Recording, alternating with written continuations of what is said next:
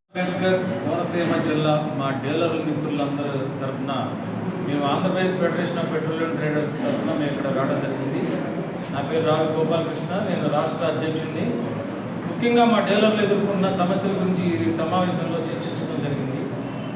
ఇక్కడ ఎదుర్కొంటున్న సమస్యలు ఏంటంటే, పక్కన ఉన్న యానాం నుంచి డీజిల్, పెట్రోలు ఈ ప్రాంతాలకు ఎక్కువగా అక్రమ రవాణా చేయడం జరుగుతుంది. ఈ అక్రమ రవాణా వలన ఇక్కడున్న డీలర్లు అమ్మకాలు పడిపోయి ఈ సమస్యని ఎదుర్కోవడం జరుగుతుంది.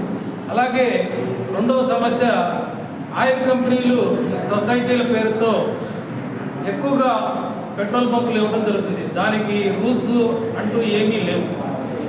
దీని మీద మా వాళ్ళు అనేక సమస్యలు ఇక్కడ చర్చించడం జరిగింది.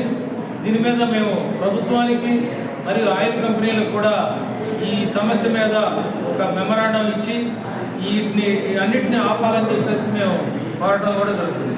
అలాగే పక్కన యానంలోకి మన రాష్ట్రానికి 15 రూపాయలు పెట్రోల్ తేడా ఉంది, వ్యత్యాసం ఉంది. అట్లాగే 13 రూపాయలు డీజిల్ వ్యత్యాసం ఉంది. దీనివల్ల మన ప్రాంతంలో ఉన్న అమ్మకాలు పూర్తిగా పడిపోయి ఇక్కడ ఉన్న పెట్రోల్ డీలర్లు అనేక సమస్యలు ఎదుర్కొంటున్న ఈ సమయంలో ఆయిల్ కంపెనీలు కూడా ఇంకా ఇప్పుడున్న పెట్రోల్ బంకులకు మించి ఎక్కువ పెట్రోల్ బంకులు కూడా ఇవ్వడం అనేది జరుగుతుంది. ఉన్న పెట్రోల్ బంకుల్ని సరిగ్గా మెయింటైన్ చేసే విధంగా మేము చేయమని చెప్పి ఆయిల్ కంపెనీలను కోరుతున్నాం.